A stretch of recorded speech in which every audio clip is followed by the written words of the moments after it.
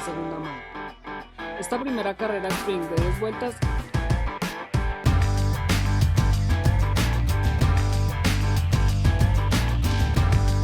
poco aprovechando la potencia de su panigale. Esta es de la tercera competencia del año, ya que es una de las novedades del Mas cervejaria Leopoldina, cerveja forte, clara, uma IPA. Nossa, o Pablo não pode tomar. India Pale Ale. Saúde. Saúde. Fala galera, beleza? Meu nome é Edson Luiz, Pablito, Doc, Felipe Bittencourt, Pablo Nunes, piloto de moto velocidade, prego da turma aqui. Meu presente. Começando mais um bate-papo aqui, onde a gente vai falar sobre o Mundial de Superbike, que era um programa que a gente já tinha prometido há mais tempo, e sobre os últimos treinos aí oficiais antes de começar a temporada do MotoGP no Qatar.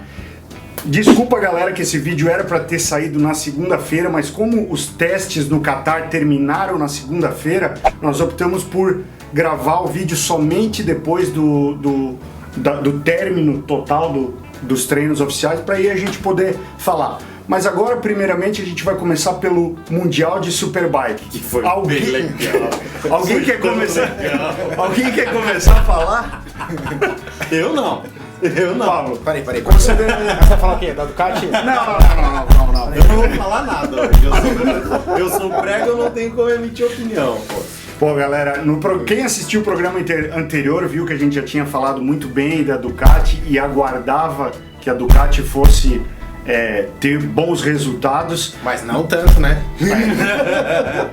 Quem assistiu, infelizmente, né, os assinantes aí da ESPN Brasil, mais que tinham o privilégio de assistir ano passado, ficaram sem a possibilidade de assistir esse ano, porque ainda não houve uma renovação do contrato. Bem triste isso. Então, somente quem tem assinatura direto no aplicativo, lá no site oficial, pode assistir. E como a gente tem aqui, a gente assistiu e a gente vai comentar para vocês e vai passar alguns trechos dessa corrida. Pablo, umas considerações iniciais agora sobre o que tu viu nesse final de semana aí do Mundial de Superbike. Ou só o que tu viu. Tu só viu uma coisa. Eu posso imitar o que o mecânico-chefe fez do Ring. Vai lá. Assim, ó. É isso que eu tenho pra fazer de comentário inicial. Foi cabuloso, né? Nossa senhora, cara. O outro mundo, assim, ó.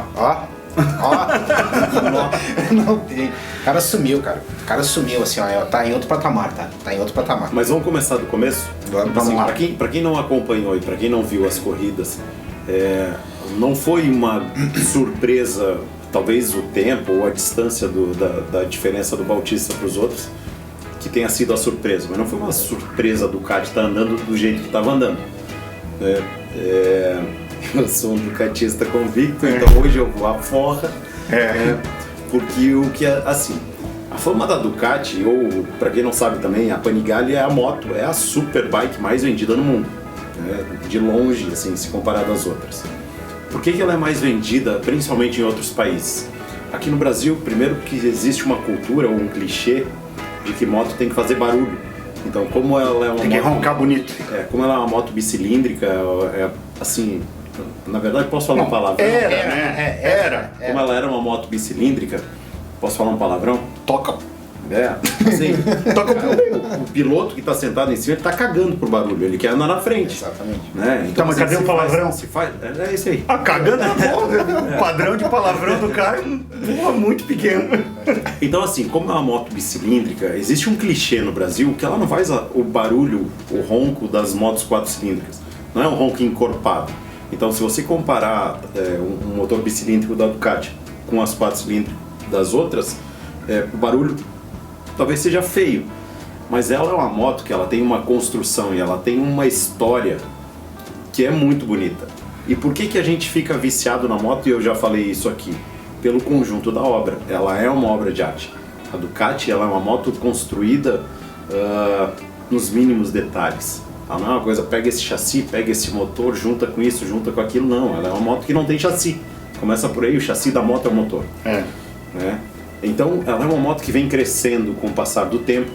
era uma moto, ou é uma moto que sempre foi extremamente arisca, né? E quem anda numa Ducati a primeira vez, o Pablo pode falar isso, você pode falar isso, talvez não goste da moto, né? Porque ela tem uma tocada diferente. A sensação BMW, é diferente. de uma Suzuki, de uma R1 talvez seja um pouquinho arisca também.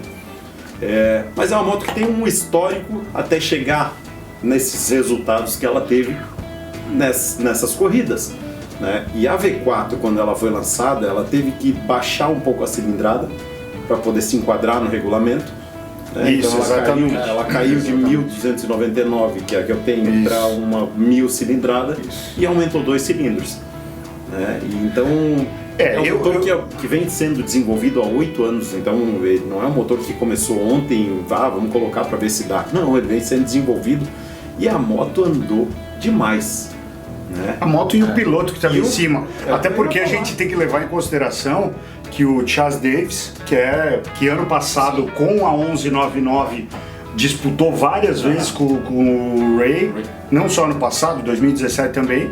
Esse ano ele me parece estar tendo uma dificuldade maior de se adaptar à V4 do que o Bautista, que veio da MotoGP com uma moto muito mais desenvolvida, uma moto protótipo, e talvez por ele ter vindo de uma moto mais forte e pego uma V4 que teoricamente não tem toda a tecnologia investida que o MotoGP tem, ele se deu melhor do que o Chas Davis, que teve que fazer um upgrade, né? E eu acho que vestiu igual maluco, só né? uma dúvida aí pra perguntar pra vocês, que agora ele não passou por uma intervenção cirúrgica, o Davis não tá se recuperando, se eu não me engano foi isso, não foi? Não sei também. Não Aí tenho essa informação. vamos procurar e colocar na tela. Me causa estranheza, assim, porque ele é um baita de um piloto na minha concepção, Pilotaço. sabe? E Pilotaço. eu acho que ele ficou muito aquém do que ele pode render.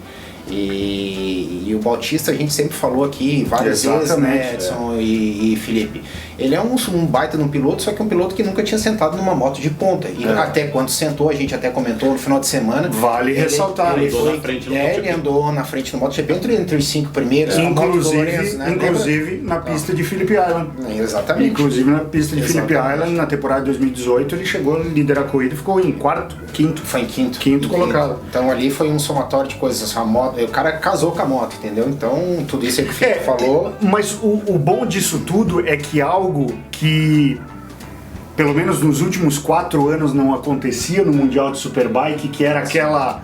será que... Hegemonia da Kawasaki. Exatamente. Começou a acontecer, Balançou, né? começou a... Não, chacoalhou, mas chacoalhou muito. Exatamente. Inclusive a gente tem polêmicas pós-corrida, né? Que aconteceu com o Jonathan Ray, que ele colocou no Twitter que...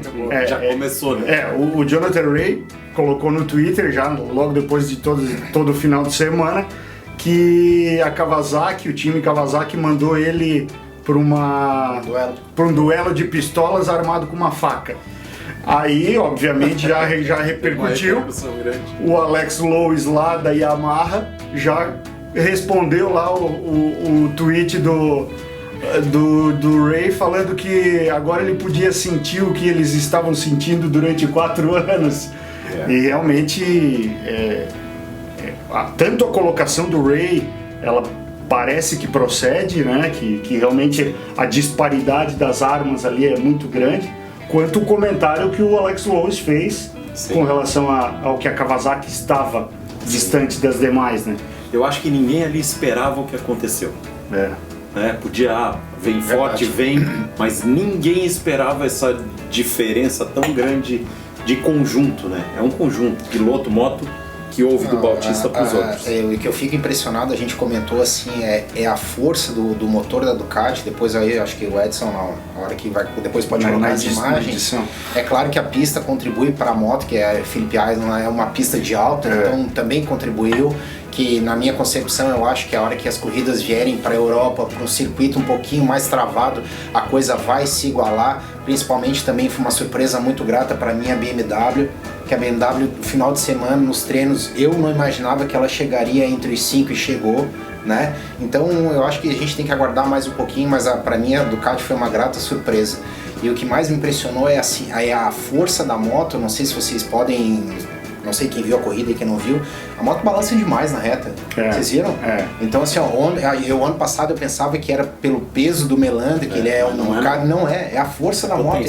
Então tu vê que a potência é um absurda, ele chegava na reta e passava brincando, passava com a mão cheia o Hasan e o Rea. Então, a disparidade está muito grande, né? Vamos ver o que vai acontecer. Outra coisa legal que tu acabou de mencionar é a questão do Haslam, né? Que está voltando do britânico para o Mundial de Superbike numa equipe grande como a Kawasaki. E voltou bem, né? E ele chegou sem pedir licença, né? Voltou. Chegou na primeira corrida. Para quem não acompanha o Mundial do Superbike, ele ano passado era composto por 2 corridas no final de semana. Com um grid invertido. Esse ano mudou, são 3 corridas, sendo que uma corrida acontece no sábado, uma Super Pole que vale como uma espécie de corrida de 10 voltas no domingo de manhã e uma segunda corrida à tarde, né? E o Leon Haslam, na primeira corrida, ele só não incomodou mais porque acabou saindo de dianteira, caiu, se eu não me engano, faltando poucas voltas para o final, tava em segundo, brigando com o Ray ali. Na frente dele. O Bautista já tinha dito adeus. O Bautista já tinha terminado a prova. Estava esperando. Na Super Pole ele ficou ali brigando também durante um tempo. Eu não me recordo agora qual a posição que ele ficou na Super Pole. E na segunda corrida ele foi até o final, né? Foi o pega da corrida. As duas equipes Kawasaki, as duas motos da equipe Kawasaki fizeram o pega da corrida, né? Eu fiquei bem surpreso porque o Haslam ele já teve participação no Mundial de MotoGP, tanto como convidado quanto piloto de equipe, e ele não se destacou tanto. Então eu acho que ele ficou 2 ou 3 anos lá no Britânico e isso deu uma bagagem muito boa para ele e ele voltou muito bem. E assim, ao meu ver, o ponto negativo do Mundial de Superbike que me decepcionou um pouco foi a Yamaha. Eu esperava um pouco mais da Yamaha, assim, tanto pelo desenvolvimento, que eles já vão pro 3º ano do desenvolvimento da nova R1. Não, e tava vindo forte, né? E tava vindo uma ascendente, sabe? Então eu fiquei um pouco decepcionado. Até o Melandri ali andou bem, mas o Melandri sempre anda bem, Philippe Eisner e o Lois, mas tu vê que não tem, tu olha assim, num primeiro momento... Não tem mais de onde tirar. Não tem mais de onde tirar, entendeu? Então tu vê que a moto, assim, eu não sei nem externar pra vocês, mas tu vê que os caras estão trabalhando e a moto parece que não anda. Mas eu acho que o que tu tá querendo dizer que não houve uma evolução significativa do ano passado. Não vi nenhuma evolução na primeira corrida. Mas uma coisa que eu percebi é que a Yamaha ela tá com 2 equipes, né? Uma equipe satélite e uma equipe oficial que ficou... É uma satélite entre aspas, que também, assim, ela é mais, vamos dizer assim, mais ou menos oficial, porque é o patrocinador que patrocinava a Pata, que agora está patrocinando a equipe satélite da Yamaha, né? Que é o Melandri e outro piloto, não me recordo quem é o outro piloto da... Então, Melandri e Alex Lois na oficial. Não, Vandermark e Lois na oficial e Melandri e o outro não consigo lembrar agora. Não sei quem é o outro piloto da Yamaha na equipe satélite. Não consigo me recordar agora. Mas então, pra mim, a gente não pode dizer uma decepção, mas eu posso falar com um pouquinho mais de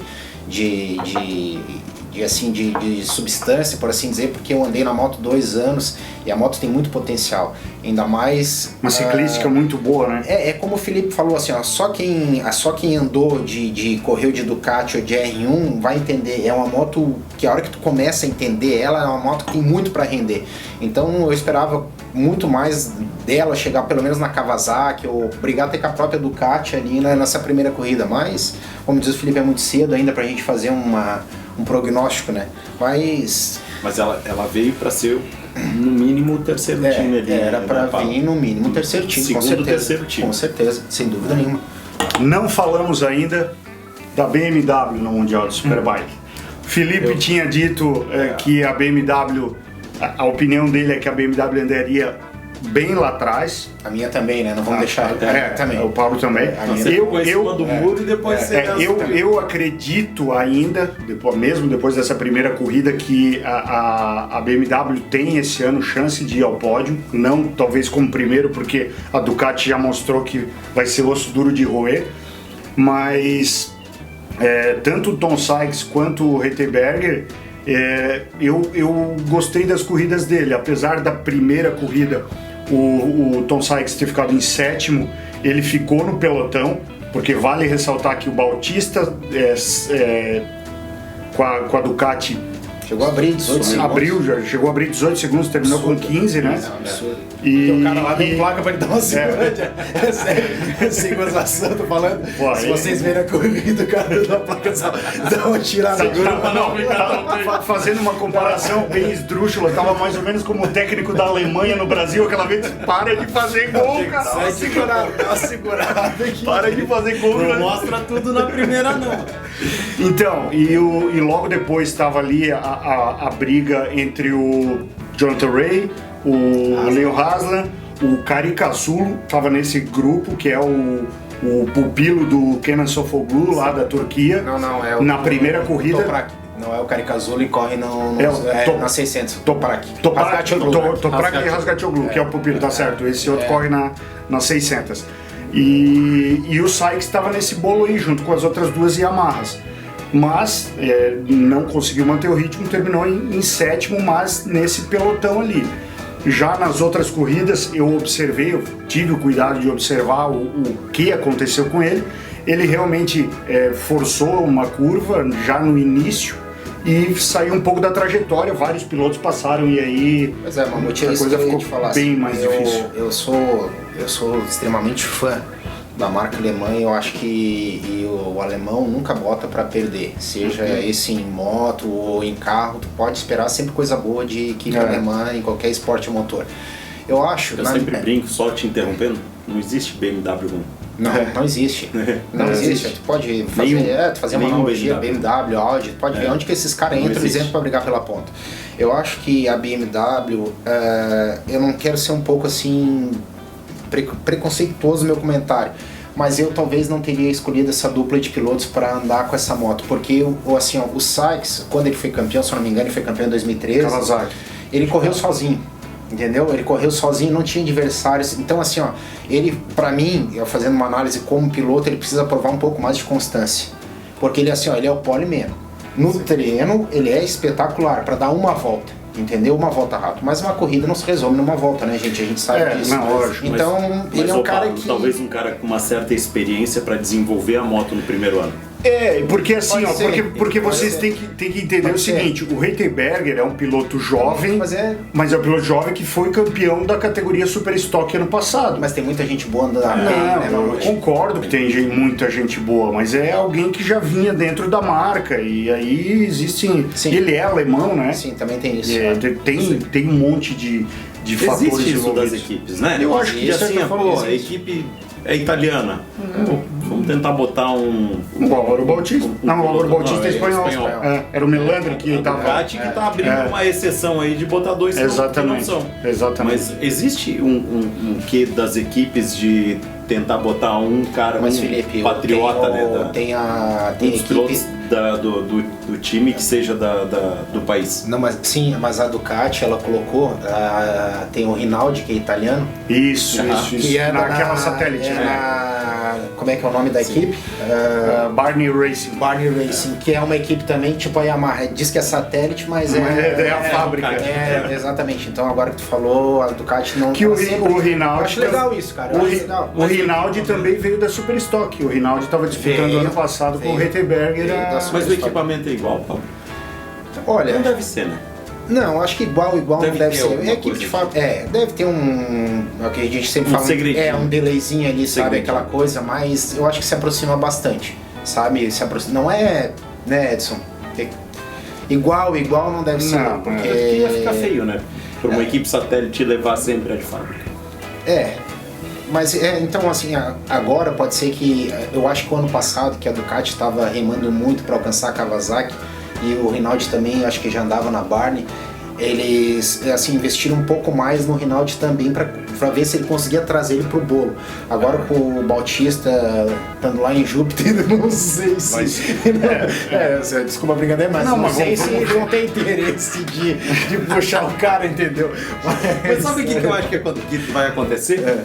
Existe uma equipe Ducati e existe uma equipe Álvaro Bautista Ducati. Pode ser.